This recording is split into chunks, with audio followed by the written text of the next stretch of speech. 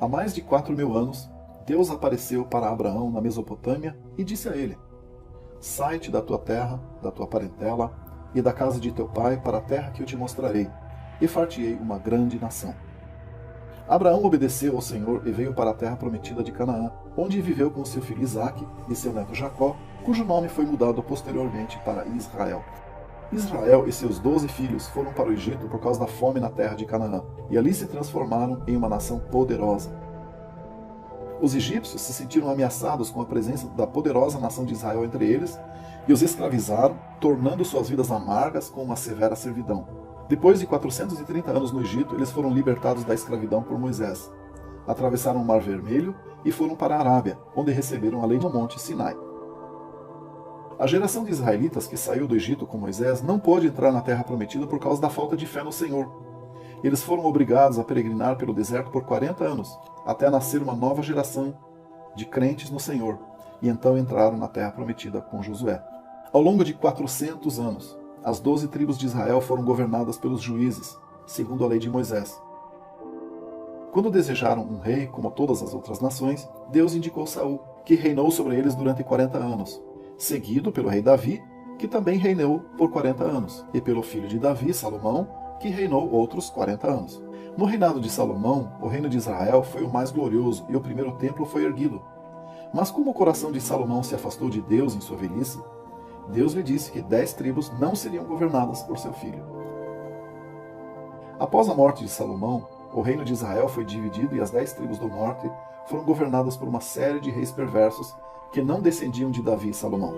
Este reino do norte manteve o nome de Israel, e em algum momento a cidade de Samaria tornou-se a capital. O reino do sul, que era menor, ficou conhecido como Judá, com a capital Jerusalém, e foi governado pelos descendentes de Davi. A partir do segundo livro dos Reis, capítulo 16, o povo do reino do sul ficou conhecido como os judeus, para identificar o reino de Judá. Por causa da perversidade do reino do norte de Israel, eles foram depostos e capturados pelos assírios. Os israelitas restantes se misturaram às nações pagãs que invadiram e ocuparam a terra. Esse povo ficou conhecido como samaritanos, e as 10 tribos do norte de Israel jamais se tornaram uma nação novamente. Em algum momento do futuro, o reino do sul de Judá seria levado cativo para a Babilônia, como punição por servir a outros deuses, e o templo seria destruído. Mas depois de 70 anos, os judeus voltaram para Judá, reergueram o templo de Jerusalém e continuaram sendo governados por reis descendentes de Davi. Na época de Cristo, a nação de Judá passou a se chamar Judéia e se submeteu à legislação romana. Jesus Cristo e seus discípulos pregavam o evangelho por toda a Judéia, buscando as ovelhas perdidas da casa de Israel. Crucifica-o! Após 3 anos e meio de ministério, os judeus rejeitaram Jesus como seu Messias e convenceram o governador de Roma a crucificá-lo. Ao terceiro dia, ele ressuscitou dos mortos e apareceu vivo para os seus discípulos antes de subir aos céus e assentar-se à mão direita do Pai. Um pouco antes da crucificação de Jesus, ele profetizou que, como castigo por rejeitá-lo, Jerusalém seria queimada, o templo seria destruído e os judeus seriam levados cativos para todas as nações. Essa profecia se cumpriu no ano 70 depois de Cristo, quando o imperador romano Tito conquistou Jerusalém. Por mais de 1800 anos, os judeus se dispersaram por todas as nações. Então, em 1948, o impossível aconteceu. O Estado de Israel foi fundado e mais uma vez os judeus tomaram posse da terra prometida. Muitos cristãos proclamam o ocorrido como um milagre e uma bênção de Deus. Mas isso foi realmente uma bênção do Senhor? Ou forças mais tenebrosas estavam agindo? Este filme traz a resposta.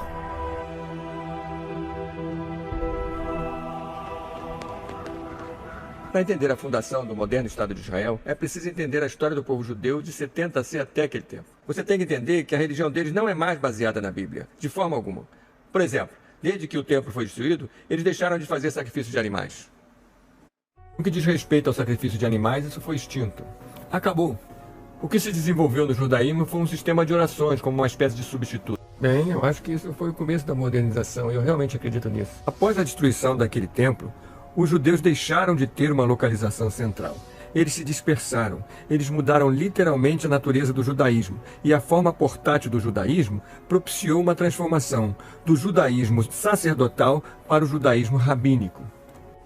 Judaísmo deixou de ser a religião do Antigo Testamento e passou a ser a religião dos rabinos e suas tradições, ou o que eles chamam o Tora oral.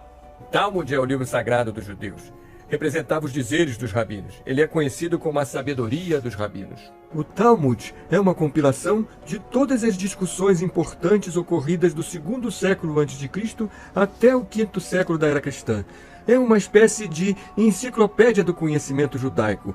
A melhor maneira de se referir a ele seria chamando-o de Wikipídia Judaica dos Antigos.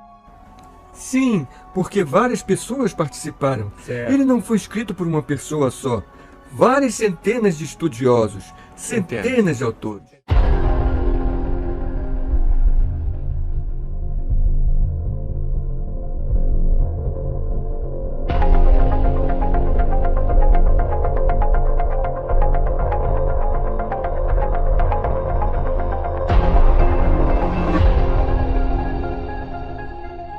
De acordo com o judaísmo, a lei oral, ou o que ficaria conhecido como Talmud, foi passada aos 70 sábios que vieram até a base do Monte Sinai, mas não tiveram permissão para ir mais acima. Os fariseus acreditam que esses 70 sábios receberam uma revelação muito mais extensa e profunda do que Moisés, e que não era para ser escrita, era para ser transmitida oralmente. E essas tradições orais tomaram precedência ao Tora escrito, ou o que a gente conhece como Gênesis ao Deuteronômio.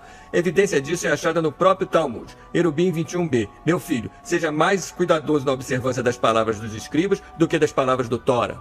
Isso é o que distingue o ortodoxo do não ortodoxo. O não ortodoxo vê o Talmud mais como obra do homem, mais obra do homem, desenvolvimento e assim por diante. E você acredita que o Talmud é inspirado por Deus? Inspirado por Deus, sim. Tudo que tem alguma coisa a ver com as escrituras é considerado palavra de Deus por um grande segmento, incluindo o Talmud. Sim. Ele disse, vocês não acreditam na religião de Moisés. Vocês têm por religião, disse ele aos judeus, vocês têm por religião as tradições dos anciãos.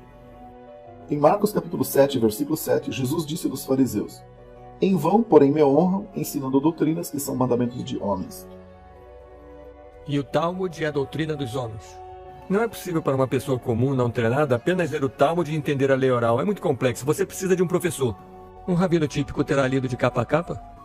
Não sei, depende do que ele estudou. Você já o leu de capa a capa? Eu não diria que li todos os 36 volumes, mas li vários deles. Certo, você já leu uma grande parte deles. Sim, mas estou certo que pessoas que devotam suas energias apenas para estudá-lo já o fizeram. Os judeus sempre souberam ao longo da história que se os cristãos soubessem o que estava escrito no Talmud, isso faria os cristãos muito enfurecidos. Então os judeus foram capazes de esconder muitas das blasfêmias que eles falam sobre o Senhor Jesus Cristo, porque as pessoas não falam hebraico. Eis o que eles falam sobre Jesus no Talmud. Ali há seções sobre Jesus.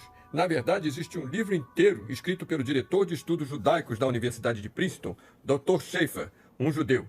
Ele escreveu o livro Jesus no Talmud. Então, se você quer saber o que Jesus tem a ver com o Talmud, pegue o livro Jesus no Talmud, do Dr. Schaeffer. Peter Schaeffer é o chefe de estudos judaicos da Universidade de Princeton.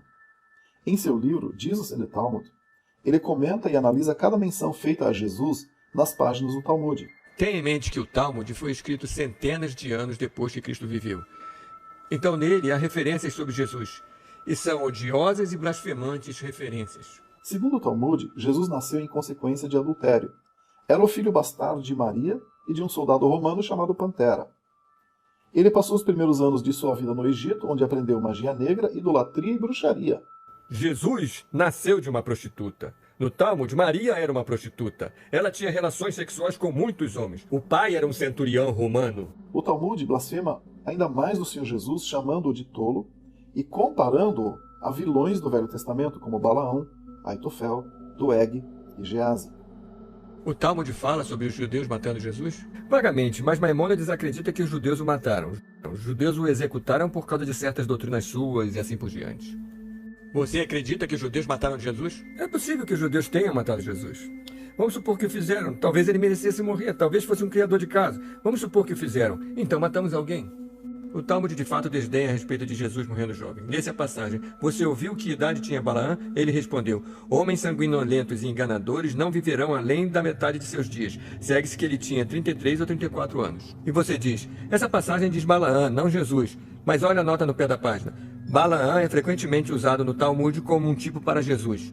Não só isso, mas na Enciclopédia Judaica, volume 2, página 469, sobre Balaã disse: Balaã, dado a Jesus em Sanhedrin 106b e item 57a.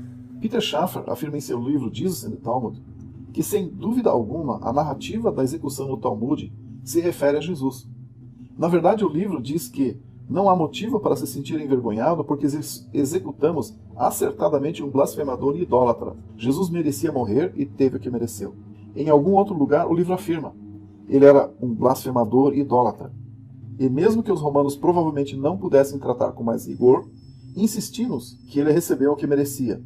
Inclusive convencemos o governador de Roma, ou mais precisamente, nós o forçamos a aceitar, que aquele herege impostor devia ser executado. E nós nos orgulhamos disso. Em um artigo sobre seu novo livro, publicado em Publishers Weekly, Schaffer disse: certamente não pretendo prejudicar o diálogo entre cristãos e judeus, mas um diálogo exige honestidade e estou tentando ser honesto. Existem judeus maçônicos hoje que querem pegar o Talmud e fazê-lo cristão. Como você pode pegar um livro amaldiçoado e fazê-lo cristão? Todas essas mentiras sobre Jesus estão lá. Os pais da igreja culparam os judeus pela morte de Jesus, e é exatamente isso que faz Paulo. Paulo fez isso na Epístola para os Tessalonicenses, capítulo 2, versículos 14 e 15. Pois vocês, irmãos, se tornaram seguidores das igrejas de Deus que na Judeia estão em Cristo Jesus. Pois vocês também sofreram coisas semelhantes de seus conterrâneos, como eles dos judeus, que mataram Jesus. Agora, o que está escrito aí? Infelizmente, isto envenenou as mentes de gerações de cristãos. Você sabia disso? 1 Tessalonicenses Isso é Paulo. 2. Até hoje, 26% de todos os americanos acreditam que os judeus foram responsáveis pela morte de Jesus. Quando Mel Gibson apareceu com a sua paixão de Cristo, disseram: "Oh, é um antissemita, que pessoa horrível, ele diz que os judeus mataram Jesus." Bem, isso é o que a Bíblia diz. O filme A Paixão de Cristo, quando foi exibido, subiu de 26% para 36% porque as pessoas são tão manipuláveis. Ele retrata os judeus como pessoas malignas, o que não faz nenhum sentido. Os judeus chamam isso o mito de que os judeus mataram Jesus. Deixe-me explicar a você. O fato de que os judeus mataram Jesus não é um mito. Está na Bíblia. Os cristãos acreditaram nisso. Eles ainda acreditam nisso. Eles acreditam nisso até hoje. Isso foi impregnado em suas mentes. Eles culpam todos os judeus, ainda que a maioria dos judeus não estivesse lá. Veja em Atos 3, versículo 13, diz: "O Deus de Abraão e de Isaque e de Jacó, o Deus de nossos pais, glorificou seu filho Jesus, a quem vocês entregaram e negaram na presença de Pilatos, quando ele estava decidido a deixá-lo ir." Então aqui ele está pregando a milhares de judeus e diz: "E agora, irmãos, eu sei que por ignorância vocês fizeram isso, assim como também os seus governantes." Espera um minuto. Eu pensei que eram só os governantes. Não, ele disse: "Vocês fizeram isso, assim como também os seus governantes." Foi o povo também. Porque lemos nos relatos das Escrituras, o povo está gritando, um fronte maciço de milhares e milhares dos judeus está gritando: "Crucifiquem-no!" Ele disse: "Devo crucificar o vosso rei? Não temos rei a não ser César." "Estou livre do sangue dessa pessoa justa", disse o romano Pilatos. "Seu sangue esteja sobre nós e sobre nossos filhos." Isso é o que eles disseram. Está dito no Talmud que Jesus corrompeu o judaísmo. E como punição por seus crimes, ele está agora no inferno, ardendo numa fervura de excrementos, e estará assim para todo sempre. Eles odeiam Jesus Cristo, eles odeiam o nome. Acho que é porque são filhos do diabo, não filhos de Deus. Portanto, o diabo, pense no ódio que ele tem de Jesus. O que você acha que os filhos deles têm? O judeu médio acha que o Velho Testamento é um belo livro de mitos, histórias de boa índole. Mas para entender o Velho Testamento, somente se você estudar o Talmud e a Cabala. Os judeus pararam de acreditar no Tora, começando em Gênesis capítulo 1. Eu acredito que a criação é um desígnio que não tem fim. A evolução faz parte desse processo. E o começo, para mim, bem, tem pessoas que falam sobre a teoria do Big Bang. Eu não tenho nada contra elas. Você não toma o começo do Gênesis com o Jardim do Éden, a serpente, você não toma aquilo literalmente, então. Não, para mim são parábolas. Então, você olha para os ensinamentos centrais dos livros de Moisés, Gênesis ao Deuteronômio, os judeus não acreditam em nada disso. Eu ouvi dizer tantas vezes: os judeus só acreditam no Velho Testamento. Eles creem em tudo que nós acreditamos, exceto Jesus. E isso é uma grande mentira. Eles não acreditam em Deus, eles não acreditam em Jesus Cristo, eles não acreditam nem no Velho nem no Novo Testamento. E como se define o que é bom e o que é mal? É o que chamamos civilização. As pessoas se reúnem e determinam: não se deve roubar. E a civilização diz: isso é mal.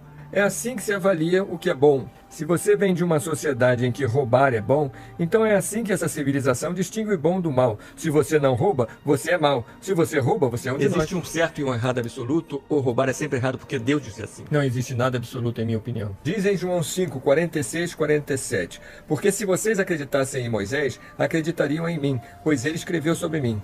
Mas se não acreditam nos seus escritos, como acreditarão nas minhas palavras? Jesus Cristo estava dizendo aos judeus do seu tempo que eles não acreditavam em Moisés. Eles clamavam que acreditavam em Moisés, mas não acreditavam nele. Ele explica aqui que, se você não acredita nele, não acredita em Moisés. Nossa prática é diferente, nossa crença é diferente, talvez nossa abordagem seja diferente, mas a destinação é a mesma. Estamos tentando alcançar Deus. Esse é todo o objetivo. Quer dizer, você acredita que todas as religiões estão indo na mesma destinação, apenas por rotas distintas? Exato, e diferentes modos de chegar lá, e diferentes ideias sobre como chegar lá. Mas isso não torna um melhor que o outro. Não existe um caminho para Deus, não existe um entendimento único de Deus. Para conhecer Deus, precisamos nos entender uns aos outros, precisamos nos conhecer.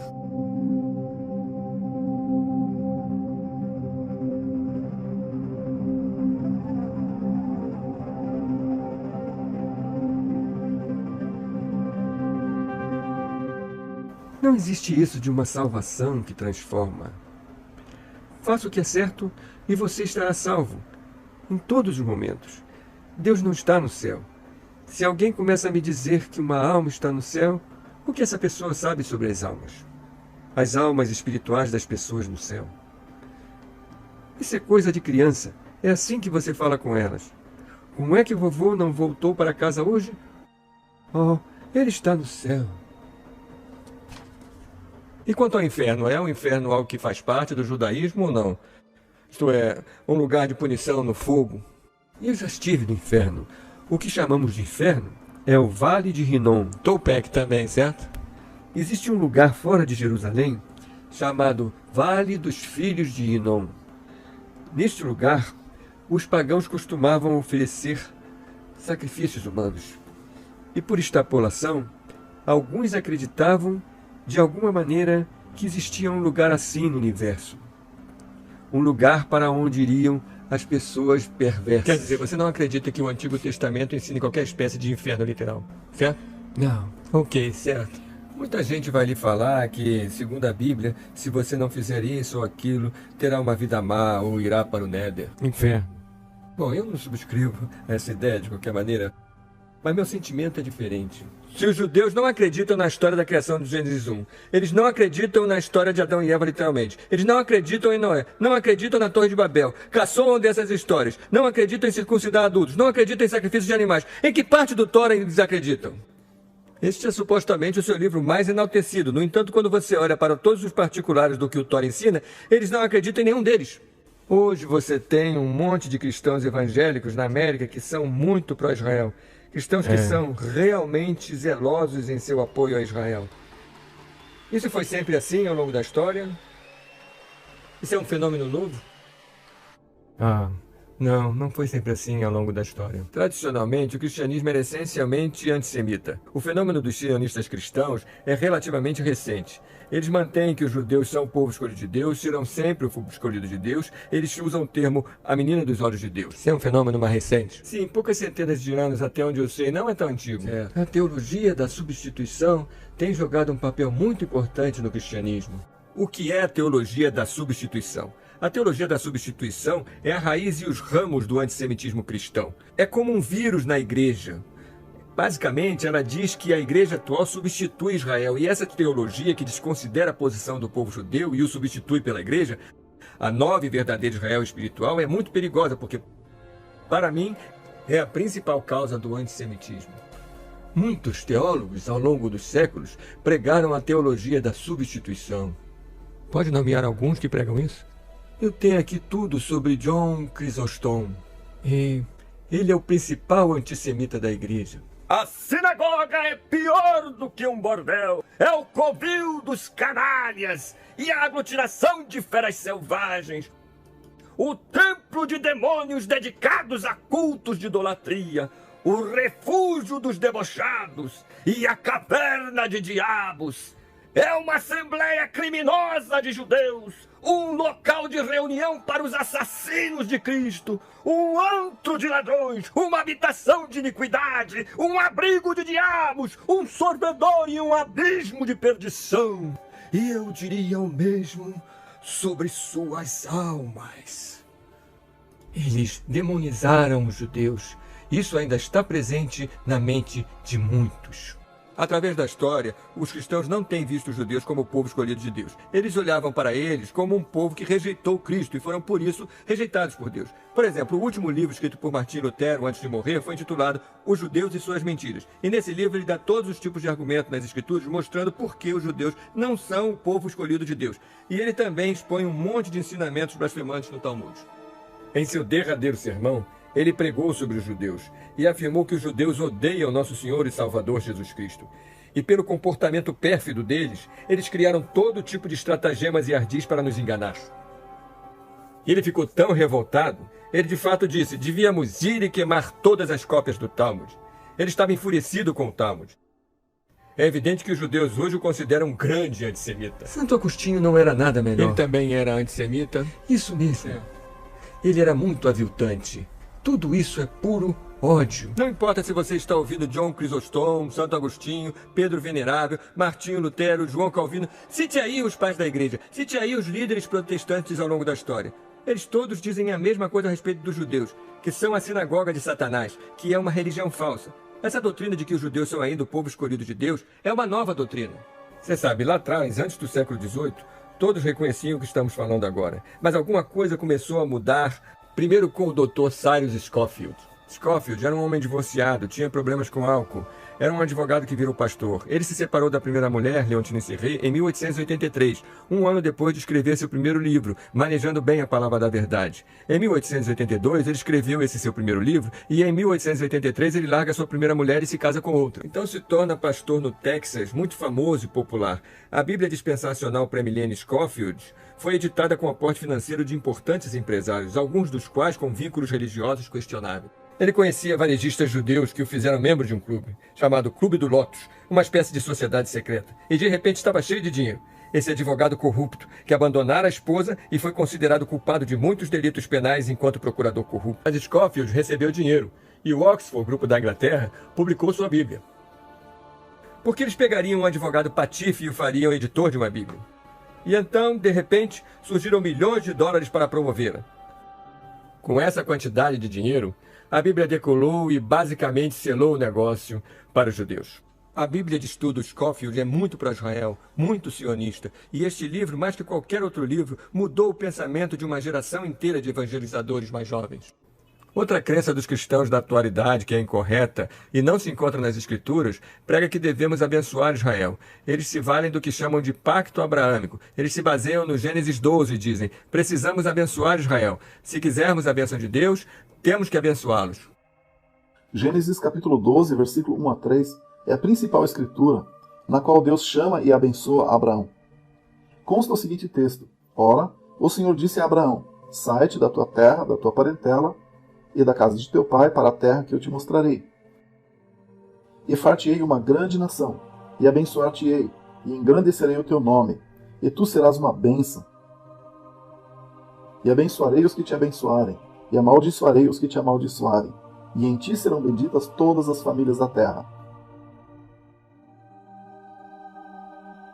Agora, de acordo com esta escritura, Deus fez um pacto com Abraão. Ele diz a Abraão, eu abençoarei você. A palavra você é singular. Ele está falando para Abraão. Ao passo que na anotação de Scofield em Gênesis 12, ele aplica essa bênção sobre a futura nação de Israel. Isso não é o que a escritura ensina. E muitos cristãos evangélicos hoje não obtêm sua doutrina sobre Israel das várias coisas escritas no Novo Testamento. Eles estão pegando das notas da Bíblia de Scofield. Quando você estiver lendo estas promessas feitas a Abraão no Antigo Testamento, você tem de compreender o que a Bíblia ensina em Gálatas 3,16, onde está dito, agora Abraão e sua semente foi feita a promessa. Agora, se parássemos por aí, todos os cristãos de hoje em dia, os sionistas ou lá o que for, poderiam dizer, vejam, foi para Abraão e sua semente. Mas o versículo continua, diz assim, ele não diz e as sementes, com S no final, fazendo plural. Ele não diz e as sementes, como falando de muitas, mas como de uma só, e a sua semente que é Cristo. De acordo com a Bíblia, as promessas foram feitas a Abraão e a Cristo. E a Bíblia diz no versículo 29, e se sois de Cristo, então sois semente de Abraão, e herdeiros conforme a promessa. Segundo a Bíblia, nós, como cristãos, quer sejamos judeus ou gentios, somos os herdeiros das promessas feitas a Abraão. Hoje em dia, aqueles que estão no Oriente Médio, na nação de Israel, não estão em Cristo. 99% deles não acreditam em Jesus Cristo, portanto não são descendência de Abraão. Então, Gênesis 2, 1 a 3, não se aplica a eles. Pois é, as pessoas dirão, temos que apoiar Israel. Se quisermos receber a bênção de Deus em nossa igreja, se quisermos receber a bênção de Deus sobre nossa nação, precisamos apoiar uma Israel física. Se você apenas recontar a história americana nos últimos 66 ou 67 anos, você encontra a bênção de Deus no nosso país? Acaso já tínhamos legalizado o aborto na década de 1940? Não, isso veio depois. Qual era a nossa dívida na década de 1940 versus a de hoje? Como éramos então comparando com o que somos agora? Você não vai me convencer de que as bênçãos de Deus caíram sobre este país por causa de uma, entre aspas, promessa de apoiar um grupo físico de pessoas, de algum modo correlato com as promessas de Deus. Não só isso, mas quando você olha para a história dos judeus nos últimos 2000 anos, têm eles sido abençoados por Deus? Não, eles têm sido perseguidos e odiados em todos os países em que eles estiveram. Este livro tem uma lista de todos os países dos quais os judeus foram expulsos nos últimos 1000 anos. E quando você olha para essa enorme lista, você tem que se perguntar, por que foram eles tão odiados e perseguidos onde quer que tenham vivido? E a resposta é por causa de suas blasfêmias contra o cristianismo e de suas práticas de empréstimos predatórios. No final de 1800, a perseguição aos judeus na Rússia, em toda parte, se intensificou e muitos judeus começaram a acreditar que a única esperança de um futuro próspero seria possuir um Estado somente seu. Essa crença ficou conhecida como sionismo. O Estado judeu foi a realização do grande projeto de Theodor Herzl. Theodor Herzl, Ele foi o fundador do sionismo. mas ele chegou à conclusão que a causa do antissemitismo é porque os judeus não tinham um Estado próprio. Ele escreveu um livreto, O Estado Judeu. Então, só existe um modo de proteger o povo judeu no futuro. Os judeus devem deixar a Europa e instalar-se em sua pátria, a terra de Israel. Esse livro tornou-se como a Bíblia do sionismo. Sionismo foi o florescer da esperança para o Renascimento. Começou na Primeira Guerra Mundial, a Declaração de Balfour. A Declaração de Balfour foi significante, não foi apenas uma carta a um amigo, em termos de expressar a política britânica. Então, a Declaração de Balfour foi uma carta do Lord Balfour para o Lord Rothschild. Na Primeira Guerra Mundial, a Turquia era aliada da Alemanha, que foi o lado perdedor. Então o Império Turco-Otomano foi desmantelado. E porque o Império Turco-Otomano foi desmantelado, depois da Primeira Guerra Mundial, o britânico Lord Balfour escreveu uma declaração dizendo que ela deveria ser uma pátria para os judeus. Sim, esse foi o início de uma imigração maior. Dezenas de milhares de judeus, procedentes principalmente do leste europeu, se fixaram em Israel.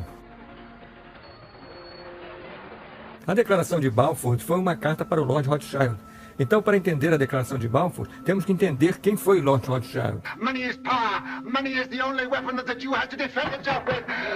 Nascido em Frankfurt, Alemanha, em 1744, Meyer Amschel-Bauer era financiador, cambista e ourives na Rua dos Judeus, cuja loja tinha um escudo bem na parte frontal com um hexagrama vermelho. Em algum momento, ele mudaria seu nome para Rothschild, que em alemão significa escudo vermelho. Rothschild logo descobriu que emprestar dinheiro aos governos e reis era mais lucrativo do que emprestar a pessoas físicas. Os empréstimos eram não apenas muito mais vultuosos, como também garantidos pelos impostos nacionais. Meyer Rothschild teve 5 filhos, que ele mesmo treinou nas habilidades de fazer dinheiro, e enviou para as grandes capitais da Europa para abrir filiais do negócio bancário da família. You are 5 brothers. I want you each to start a banking business in a different country.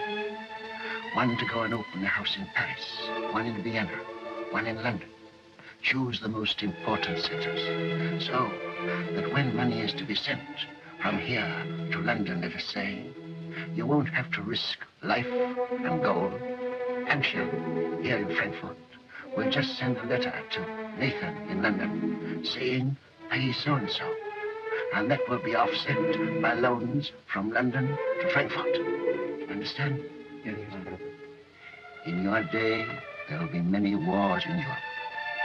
And nations that have money to transport will come to the Rothschilds because it will be safe. Our 5 banking houses may cover Europe, but you will be one firm, one family, the Rothschilds, who work always together. That will be your power. Quando Mayer Amschel Rothschild morreu em 1812, deixou um testamento instruindo os filhos sobre o funcionamento da Casa Rothschild. Todas as posições chaves da Casa Rothschild deveriam ser ocupadas por membros da família. A família deveria se casar com seus primos e segundo primos, o que preservaria a imensa fortuna. Os herdeiros de Rothschild eram estritamente proibidos de revelar informações sobre a sua fortuna. A família inteira tinha uma volúpia insaciável por acúmulo de bens e poder. Eles financiaram secretamente os dois lados de várias guerras europeias, dominaram o setor bancário europeu e até meados dos anos 1800 tornaram-se a família mais rica do mundo. Rothschild ajudou a fundar Israel. Rothschild foi sempre o fiador de Israel. Tudo o que Rothschild quer, ele consegue. Acredita-se que ele é o homem mais rico do mundo. Eu tenho pouca dúvida disso. Embora a Declaração de Balfour tenha sido concedida a Lord Rothschild em 1917, somente em 1947 o plano de um Estado judeu seria implementado. Foram necessários os horrores da Segunda Guerra Mundial para sensibilizar a opinião pública para a criação de um Estado judeu na terra da Palestina. Em 1947, as Nações Unidas declararam que haveria 2 estados na Palestina. Existiriam um Estado judeu e um Estado palestino. The United States delegation supports the basic principles of the unanimous recommendations by the United Nations, which provides for partition and immigration. Later, Russia supported the United States on the partition recommendation, while Arab states threatened reprisals, as the Holy Land's future hangs in the balance. Mas Israel tornou-se o primeiro Estado. Eles nunca permitiram que a Palestina se tornasse um Estado. Então eles trataram de garantir que a provisão das Nações Unidas nunca entrasse em vigor. Em 14 de maio de 1948, David Ben-Gurion, diretor executivo da organização sionista, declarou o estabelecimento do Estado judeu na terra de Israel. In May of 1948, a new Jewish state, Israel, was born in a bath of blood. Jewish troops routed Arab forces from the city of Haifa in the first of a series of battles that were to reverberate through the years. The new government, headed by David Ben-Gurion, is installed in Tel Aviv. Thus, for the first time since the Roman legion destroyed Jerusalem in the year 70 AD, the Jewish people have a nation of their own. Hoje, muitos cristãos pensam assim que Deus trouxe a nação de Israel de volta, sabe? E Deus fez esse trabalho maravilhoso. Mas foi realmente um trabalho de Deus trazer essas pessoas de volta para Israel ou foi o trabalho das Nações Unidas? A Bíblia nos diz claramente em Hebreus capítulo 4 que quando eles vieram primeiramente à terra prometida com Moisés, eles não puderam entrar por causa de sua descrença. Então, 40 anos depois, seus filhos que acreditavam no Senhor foram autorizados a entrar na terra prometida. Então, mais tarde, eles adoraram outros deuses e o que fez Deus? Ele os removeu da terra prometida. Eles foram para a Babilônia por 70 anos. Então, depois que se arrependeram e se afastaram de seus falsos deuses, eles voltaram para a terra prometida. Então, quando eles rejeitaram Jesus Cristo, eles foram removidos da terra prometida novamente. E então, em 1947, eles todos acreditavam no Senhor Jesus Cristo e Deus os trouxe de volta para a terra prometida. Foi isso que aconteceu? Não! Eles acreditaram em Cristo? Quer dizer, você cristão, pergunte a si mesmo, existia uma renovação ocorrendo em Israel? As pessoas estavam aceitando Jesus como seu Messias? A resposta é não. Portanto, aquilo não foi Deus trazendo de volta Israel porque eles acreditaram nele. Ele disse que os dispersaria se eles não cumprissem sua palavra e ele fez isso. Então, se não foi Deus que os trouxe de volta, quem fez isso? Foi o espírito do anticristo que os trouxe de volta à terra prometida. Foram as Nações Unidas que os trouxeram de volta à terra prometida. Thus, history was made as the Jewish state of Israel was born. Conceived in strife and weaned on violence, Israel has flourished to become a constructive voice in world affairs. Her flag became a symbol of hope in a troubled world. A estrela de Davi, de onde vem esse símbolo? Não está nunca escrito explicitamente na própria Bíblia. Está no Talmud? Existe uma passagem na Bíblia sobre isso? Não. Então, você não está realmente certo de onde ela vem? Não. Você me pegou. Porque ninguém sabe, né? Eu não sei. Sei que a chamada estrela de Davi tem alguma coisa a ver com Davi? Eu não acredito. Deve haver em algum lugar. Eu não me lembro exatamente qual foi a associação. Eu acredito que o que eles chamam de estrela de Davi é de fato a estrela de Renfã, porque quando você estuda a Bíblia, você vê que quando eles adoravam outros deuses, a Bíblia fala sobre eles erguendo a estrela do seu deus Renfã. Vocês rejeitaram o Deus da Bíblia. Vocês tomaram para si a estrela, que é essa estrela de 6 pontas, do seu deus chamado Renfã, ou Kium. Todos esses são nomes para Moloque, o grande Baal, o grande deus do fogo, que é o demônio. Beelzebub. Isso mesmo, Beelzebub. E eles ficaram chocados com isso. Então, quem é esse Deus da estrela? Se eles apenas lessem o Velho Testamento, eles saberiam isso. Em Amós, Deus disse: Vocês ergueram a estrela e eu fiquei furioso com isso. E vocês sacrificaram seus próprios filhos ao Deus da estrela. Pelo fogo, eles sacrificaram os próprios filhos. Os judeus fizeram isso ao Deus da estrela. Quando eles idolatravam um falso Deus, eles tinham a estrela de Renfã como um ícone, como um símbolo. Não vemos nunca a estrela de Davi na Escritura, mas sim a estrela do falso Deus Renfã. E assim sabemos hoje que eles não estão adorando o verdadeiro Deus, porque a Bíblia diz: quem rejeita o Filho, rejeita também o Pai. Mas quem aceita o Filho, tem também o Pai. Se os judeus não acreditam no Filho, a Bíblia diz que eles não têm o Pai. Então quem eles têm? Um outro alguém, um falso Deus. Portanto, eles não estão adorando o mesmo Deus que nós adoramos. Algumas pessoas dirão: eles adoram o Deus Pai. Eles apenas não reconhecem Jesus. Mas a Bíblia ensina que é impossível adorar o Pai se você não reconhece o Filho. Retornemos à fraternidade maçônica, da maçonaria. Seu grande símbolo é o G. Você olha para o esquadro e compasso. É uma estrela de Davi estilizada.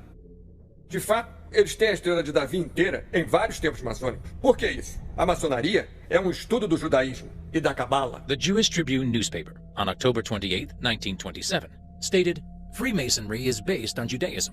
Eliminate the teachings of Judaism from the Masonic ritual, and what is left? Albert Pike disse em seu livro Moral e Dogma que a Cabala é o próprio fundamento.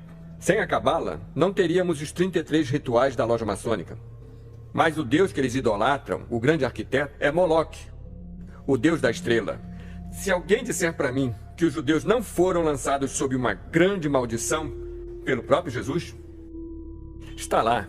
Em João 8,37 é interessante porque Jesus disse isso. Ele disse: eu sei que vocês são semente de Abraão. Então ele está reconhecendo o fato de que eles são descendência física de Abraão. Ele diz: eu sei que vocês são semente de Abraão, mas vocês buscam me matar porque minha palavra não tem lugar em vocês. Eu falo aquilo que eu vi com o meu pai, vocês fazem aquilo que vocês viram com o seu pai. Eles responderam e disseram para ele: Abraão é o nosso pai. Jesus disse para eles: se vocês fossem filhos de Abraão, vocês fariam os trabalhos de Abraão. É interessante porque no versículo 37 ele reconhece que eles são semente de Abraão. Ele reconhece que eles são descendência física de Abraão. Mas no versículo 39 ele está questionando, ele está dizendo: se vocês fossem filhos de Abraão, vocês fariam os trabalhos de Abraão. Ele está falando basicamente: vocês não são filhos de Abraão, porque, como ele falará mais adiante na passagem que ele diz, vocês são filhos do seu pai, o diabo. Então é interessante que Jesus, ele próprio diz que você pode ser um descendente físico de Abraão e ser da semente de Abraão e ele não considerar você um filho de Abraão.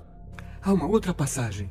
Está no Evangelho de João, capítulo 8, versículo 44. E ele diz: os judeus são filhos do diabo. Isso é o que ele estava pregando. Wow. Jesus, ele próprio ensinou: vocês são do seu pai, o diabo, e os desejos do seu pai vocês farão. Ele foi um assassino desde o começo e não se abrigou na verdade, porque não há nenhuma verdade nele. Quando ele fala uma mentira, ele fala dele próprio, pois ele é um mentiroso e o pai da mentira. De acordo com o Senhor Jesus Cristo, ele diz: vocês são do seu pai, o diabo. Então Jesus acreditava que eles não estavam seguindo Abraão, eles não estavam seguindo Moisés, eles não estavam seguindo os profetas, eles não estavam seguindo Deus, ele diz: eles estavam seguindo o pai deles, o diabo. Você sabe, no Apocalipse 2 e 3, há versículos interessantes que falam dois que se dizem judeus e não são, mas são a sinagoga de Satanás. Não é difícil deduzir quem é a sinagoga de Satanás quando você percebe que só existe uma religião neste mundo que usa a sinagoga, judaísmo. Não é difícil deduzir quem são eles quando a Bíblia nos diz que eles dizem que são judeus e não são. Nem todos neste mundo saem por aí dizendo: eu sou judeu. As pessoas que praticam judaísmo dizem que são judeus. Você diz: pastor Anderson, eles dizem que são judeus e de fato são. Não porque Romanos 2,28 diz: pois não é judeu o que o é por fora. Nem a circuncisão é que se faz exteriormente na carne, mas é judeu o que o é no interior, e circuncisão é que é do coração, em espírito, não em letra, cujo valor não provém dos homens, mas de Deus. A Bíblia diz: a circuncisão somos nós que adoramos a Deus em espírito e nos regozijamos em Jesus Cristo e não temos confiança nenhuma na carne. Então, aos olhos de Deus, eles não são judeus, eles são a sinagoga de Satanás. A Bíblia diz em Apocalipse 3,9: eis que eu farei aos da sinagoga de Satanás, aos que se dizem judeus e não são, mas mentem, eis que eu farei que venham e adorem prostrados a teus pés e saibam que eu te tenho amado. Agora, por que Deus precisaria fazer a sinagoga de Satanás saber que ele amava a igreja em Filadélfia? Porque os judeus pensam que Deus ama somente eles. Eles não acham que Deus ama os gentios em Filadélfia. E é por isso que Deus diz: eu vou fazer a sinagoga de Satanás saber que eu tenho amado você. Deus ama os filhos do mundo, vermelhos, amarelos, pretos e brancos. Eles são preciosos em sua visão. Em João 2,22, a Bíblia dá uma definição do que é um anticristo. Quem é o mentiroso, senão aquele que nega que Jesus é o Cristo? É o anticristo, esse mesmo que nega o Pai e o Filho. Agora, para acreditar que Jesus não é o Cristo, você tem que acreditar que existe um Cristo e que ele não é Jesus. João 4 nos diz que a palavra Messias significa Cristo. A mulher diante do poço disse: eu sei que o Messias vem, que se chama Cristo. Então sabemos que a definição da palavra Cristo é Messias. Portanto, em 1 João 2,22, quando diz: quem é o mentiroso senão aquele que nega que Jesus é o Cristo? Está dizendo: quem é o mentiroso senão aquele que nega que Jesus é o Messias? Que grupo de pessoas acredita que existe o Messias, mas não crê que Jesus seja esse Messias? Mais uma vez, são os judeus. Deixe-me ver se eu consigo caracterizar isso. Basicamente, a crença dos judeus em Jesus quer dizer, obviamente vocês não acreditam que ele era o Messias, mas vocês acreditam que ele era apenas mais um em uma série de falsos Messias. Sim. Se ele afirmou mesmo, mas você não tem certeza. Se ele afirmou que era o Messias, ou se a afirmação foi feita, então ele era um falso Messias. Jesus nunca disse: eu sou o Messias. O povo judeu teria se interessado pelo Messias. Eles estão esperando pelo Messias. Eles querem o Messias. Assim, se ele tivesse alguma das características reais de um Messias, eles teriam se interessado por ele. Eles teriam checado e assim por diante. Mas ele tinha 12 discípulos. Isso não é muito. Você está falando sobre a nação dos judeus, com todos os seus estudiosos. Eles não foram ganhos por ele. Eles não acreditaram nem um pouco. Os cristãos inventaram a ideia de um Messias fracassado. Mesmo que ele tenha fracassado, ele ainda é o Messias. Nós rejeitamos essa ideia. Se você fracassa, então você não é o Messias. Eles ainda estão esperando por um outro Messias. E nós sabemos que esse outro Messias que vem é o anticristo. Como seria o Messias judeu? Um rei muito poderoso que vai estabelecer a paz e a boa vontade na terra. Você tem que ser capaz de estabelecer no mundo todo paz mundial. Quando o Messias real aparecer de um modo tão dramático que não possa ser negado, então todos vão confirmar: ele é o verdadeiro Messias. E isso no mundo todo. No mundo todo, mesmo os não-judeus, pois todos eles estão aguardando o Messias. Quando o Messias vier, você diz que todo mundo vai acreditar nele. Sim, o mundo inteiro, porque seu propósito será trazer o mundo inteiro para a observância própria. Todas as nações vão afluir para Jerusalém para aprender com eles. Vai iniciar um período de paz mundial. O Messias será uma tremenda figura carismática, com grande conhecimento e habilidades de comunicação. Ele também será um grande guerreiro. Ele será o defensor dos judeus. Ele derrotará todos os seus inimigos de um modo permanente. Se você ouvir como os judeus descrevem seu Messias, eles pintam um quadro perfeito do que a Bíblia descreve como o anticristo. Ele vai conquistar o mundo inteiro, ele vai trazer a paz através da guerra, todas as regiões do mundo vão acreditar nele, ele promoverá a paz mundial, ele unirá todos nós. Tantos cristãos são preciosos, eles não sabem o que estão fazendo. Você sabe, eu estava numa conferência sobre profecia na Flórida e uma senhora veio até mim. Ela estava vestindo a estrela de Davi. Eu perguntei para ela por que ela estava usando aquilo. E ela respondeu: é tão importante que a gente demonstre o nosso apoio a Israel. Eu disse: como você demonstra o seu apoio a Israel? Ela disse: eu dou o dinheiro todo mês para a fundação do Templo do Monte. Bem, esse é justo aquele grupo judeu. Eu disse: você não conhece a 2 aos Tessalonicenses, capítulo 2? Diz que o anticristo entrará naquele templo e vai se declarar Deus, e acima de qualquer outro Deus. Ela diz: bem, eu apenas acho que estou ajudando a cumprir-se a profecia da Bíblia. Eu disse: e você está ajudando o anticristo a vir. Quem iria querer fazer isso? Quando um homem vier, lutar as guerras de Israel, derrotar os inimigos, construir o templo, paz na terra, o líder que fizer isso, vamos todos nos ajoelhar diante do rei. Entende o que eu quero dizer? Quem quer que seja. Então, em sua visão, você diz que é a segunda vinda? Ok, nós dizemos que é a primeira vinda. Olha, os judeus estão prontos a aceitarem o anticristo como seu Messias. E ainda, os cristãos estão sendo ensinados que no final dos tempos todos os judeus vão acreditar em Jesus Cristo. Bem, não precisa ser um gênio para deduzir o que o diabo está fazendo aqui. Quando os judeus aceitarem o anticristo como seu Messias, então todos os cristãos apóstatas apontarão para aquilo e dirão: olha, é a segunda vinda de Jesus Cristo. Vê, todos os judeus acreditam nele. Qual é o plano do diabo com o anticristo? Fazer as pessoas acreditarem que ele é a segunda vinda de Jesus Cristo. E como toda falsa doutrina, é baseada em tomar uma escritura completamente fora de contexto. Eles vão pegar o final de Romanos 11, ignorar completamente o início de Romanos 11, eles irão direto ao final, ao versículo 26, e assim toda Israel será salva, e eles dirão: veja, bem ali, no final dos tempos todos em Israel serão salvos. Eles vão acreditar em Jesus. Mas eles estão esquecendo que a Bíblia acabou de nos ensinar em Romanos 9, que não são todos Israel os que são de Israel. A descendência física não é a verdadeira Israel. Diz: não é judeu o que o é por fora, é judeu o que o é no interior. São aqueles entre nós que acreditam em Jesus Cristo que são Israel. Então você pode olhar para uma pessoa não salva e dizer que eles são de Israel. Quando a Bíblia diz toda Israel será salva, isso me diz que qualquer um que não seja salvo não é Israel. E é o anticristo, não Jesus Cristo, o anticristo, que irá unir judeus, falsos cristãos e todas as outras religiões do mundo. Para que o anticristo judeu unifique todas as religiões do mundo, o diabo precisará convencer a principal corrente do cristianismo a considerar os judeus seus companheiros crentes, apesar de sua rejeição e blasfêmia a Jesus Cristo. Teleevangelistas como John Hagee ignoram os ensinamentos claros do Novo Testamento e aplicam as promessas feitas a Abraão em Gênesis capítulo 12, versículo 1 ao 3, ao Israel da atualidade, que rejeita a Cristo. Quem preserva uma visão bíblica de que os judeus não são mais o povo escolhido de Deus é rotulado pela mídia como um antissemita. Israel's fight is our fight. We are one. We are united. We will not be discouraged. We will not be defeated. We will not be intimidated. We will not sit down. We will not be silent. We are the worst nightmare of the anti-Semites of the world. The victory is going to be ours. If you will not stand with Israel and the Jews, then I will not stand with you. Thank you and God bless you. No, we stand with the people of Israel. Eu estou pedindo a todos vocês que se unam a mim e a cada cristão, cada judeu, cada americano amante da liberdade, para exigir que este presidente e o Congresso façam o que for necessário para erradicar o demônio do ISIS e o Islã radical da face da terra. Chegou a hora de agir! O homem, a igreja, a nação, que abençoarem o Estado de Israel e o povo judeu, serão abençoados sobre medida. Abençoar Israel não é só dizer, eu te abençoo. Tem de estar ao lado dela quando ela precisar. Claro, a Bíblia diz em 2 João 9 a 11, todo aquele que transgride e não persevera na doutrina de Cristo, não tem a Deus. Quem persevera na doutrina de Cristo, esse tanto tem ao Pai como ao Filho. Se alguém vem ter com vocês e não traz esta doutrina, não o recebam em casa, pois quem lhe deseja a graça de Deus participa dos seus malfeitos. O que você está fazendo quando você deseja a graça de Deus a alguém? Você o está abençoando. Então o cristianismo evangélico hoje está dizendo que devemos abençoar Israel. Mas 2 João ensina que se abençoarmos aqueles que negam o Filho de Deus, seremos partícipes de seus malfeitos. Evangélicos, claro, são um grande segmento da cristandade americana. Os batistas do sul, os pentecostais, a Assembleia de Deus, todos esses são grupos muito fervorosos e eles basicamente têm sido pró-Israel, pró-sionismo.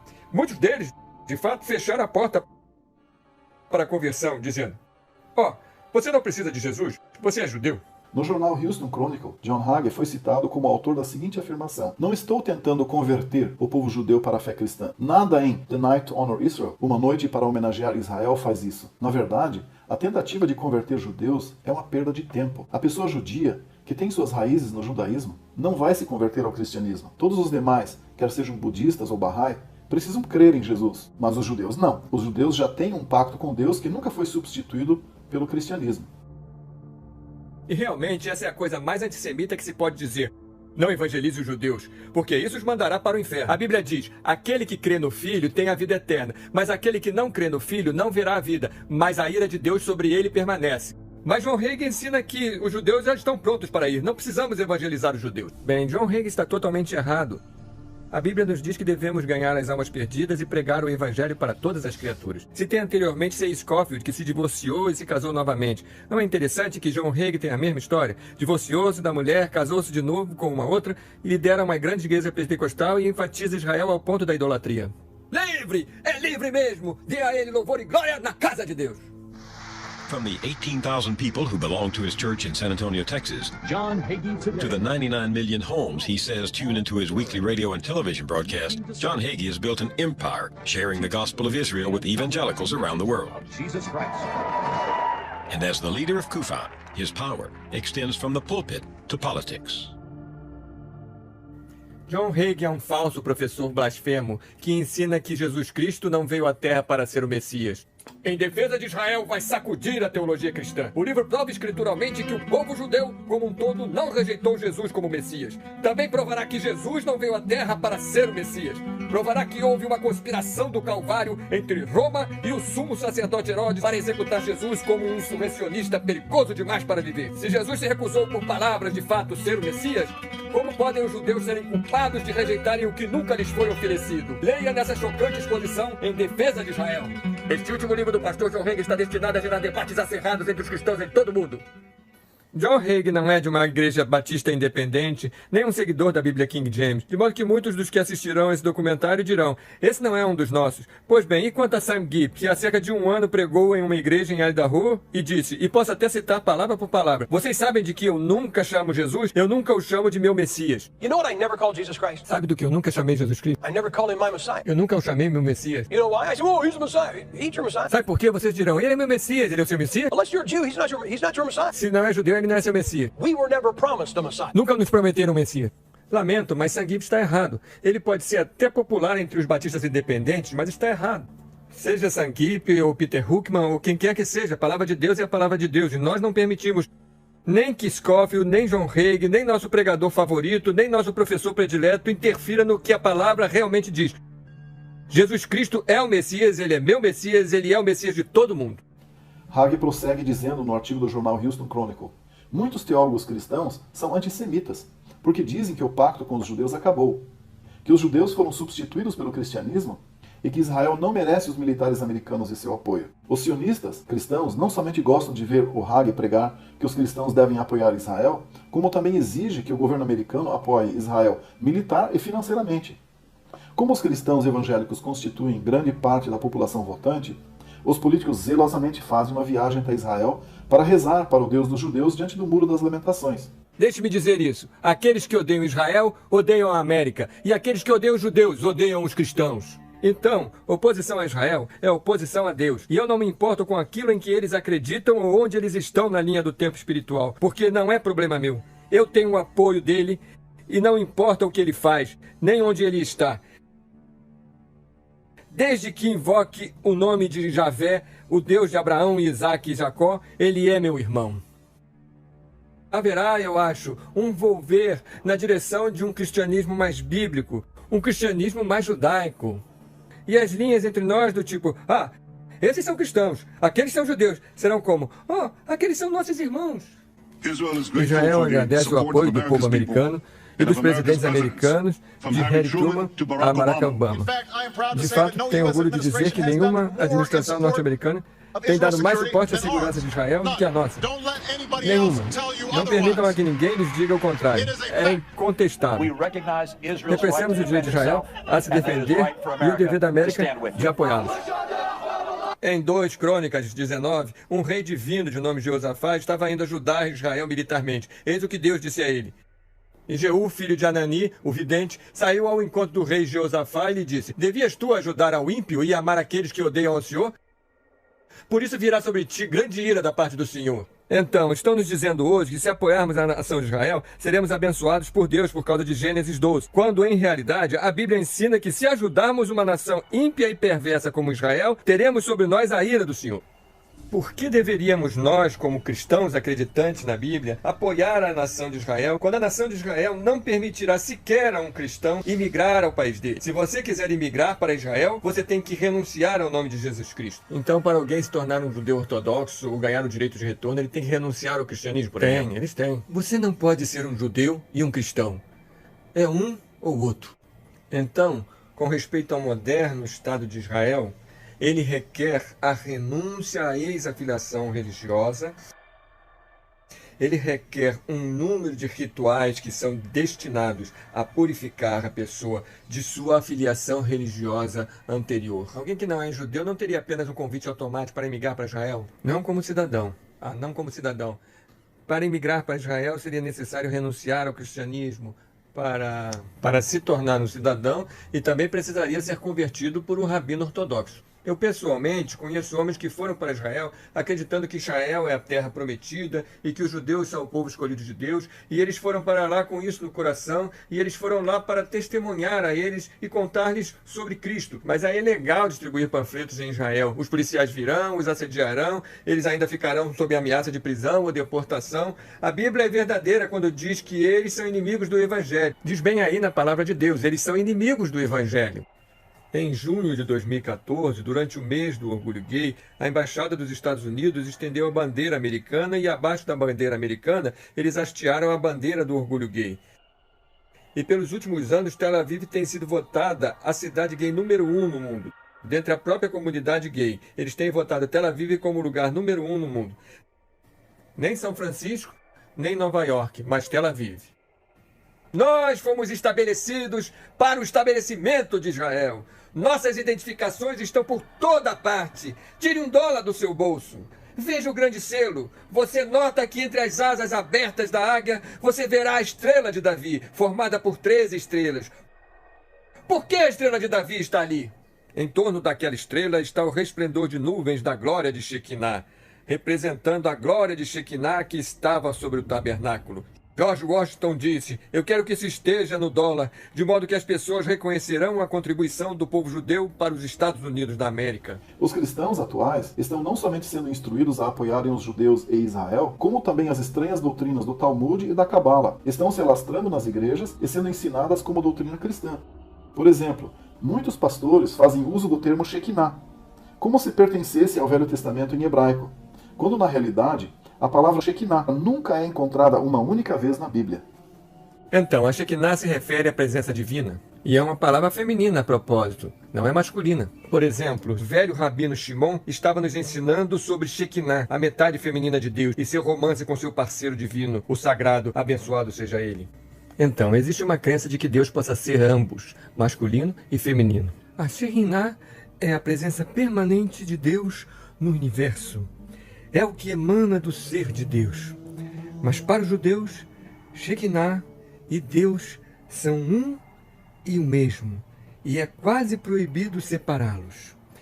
Deus simplesmente se manifesta, ele próprio ou ela própria, na forma da inspiração de Shekinah.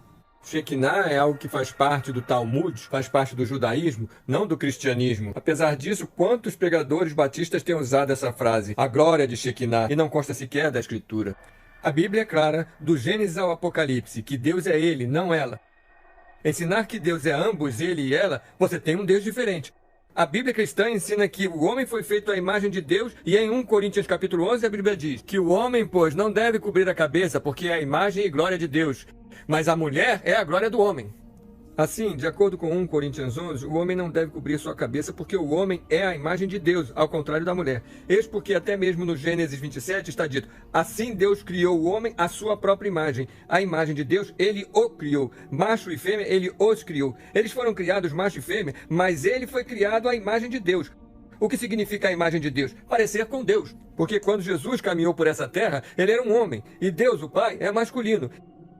E então isso é um ensinamento blasfemo do misticismo nova era, de adorar a mãe terra, o espírito feminino, e a deusa, e a cabala, e a nova era. É daí que esse negócio todo está vindo. Olha, não importa o que a nossa genealogia diz, não importa quais são os resultados do nosso DNA, nada disso é de fato importante. A única coisa que realmente importa é que somos filhos de Deus pela fé em Jesus Cristo. E eu encontrei tanta prova de que Israel de lá não é Israel da qual Deus está falando, mas nós que temos crença em Deus, que temos a fé de Abraão, nós somos os filhos de Deus, nós somos a semente de Abraão. Diz em Romanos 9, versículo 7, nem por serem descendência de Abraão são todos filhos, mas em Isaque será chamada a tua descendência. Isto é, não são os filhos da carne que são filhos de Deus, mas os filhos da promessa são contados como descendência. Então a Bíblia diz que os filhos da carne, os filhos de Abraão, Isaque e Jacó, não são, ela cita explicitamente, esses não são filhos de Deus. De fato, em Gálatas 3, ela explica que nós somos filhos de Abraão. Sabeis, pois, que os que são da fé são filhos de Abraão. Sempre me deixa perplexo como os cristãos negligenciam Gálatas 3. Agora, eu tenho quase 70 anos, eu sou um homem idoso, mas eu nunca ouvi um sermão sobre Gálatas 3, versículo 28. Nisto não há judeu nem grego, não há servo nem livre, não há macho nem fêmea, porque todos vós sois um em Cristo Jesus. E se sois de Cristo, então sois descendência de Abraão e herdeiros conforme a promessa. Ambos são fantásticos. Quem é o herdeiro da promessa? Quem quer que tenha Jesus?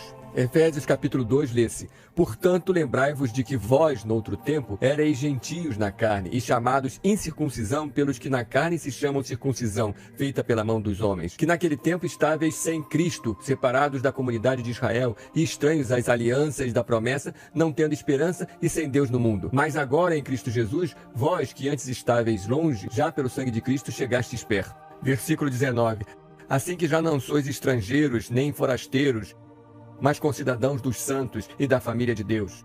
De acordo com essa escritura, nós somos concidadãos de Israel. Porque atrás, no versículo 12, ele disse: quando vocês estavam sem Cristo, estavam separados da comunidade de Israel. Vocês eram estrangeiros e forasteiros em Israel. No versículo 19, ele diz: agora vocês são concidadãos dos santos. Então, quem é a verdadeira Israel? É algum cara no Oriente Médio que sequer acredita em Jesus e está adorando Shekinah? Ou é o verdadeiro crente no Senhor Jesus Cristo que foi levado e plantado firme no seio de Israel? É muito simples. Jesus disse em Mateus 21, versículo 43... portanto, eu vos digo que o reino de Deus vos será tirado e será dado a uma nação que dê os seus frutos. Uau! Eles não geraram frutos. Eles rejeitaram Jesus. Eles rejeitaram redenção. Eles rejeitaram reconhecer o libertador de Sião, o próprio Cristo Jesus.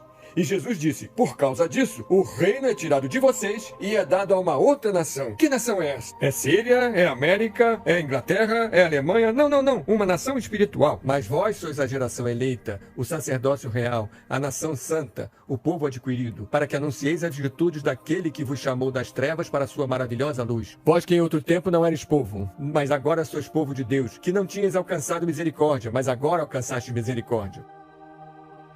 A Bíblia não é um livro sobre Deus abençoando uma nação. Por isso Deus disse a Abraão: em ti serão abençoadas todas as nações da terra. E essa bênção é através da semente de Abraão, o Senhor Jesus Cristo. Sabe, a Bíblia diz em Hebreus 11 que Abraão não estava em busca de uma terra física.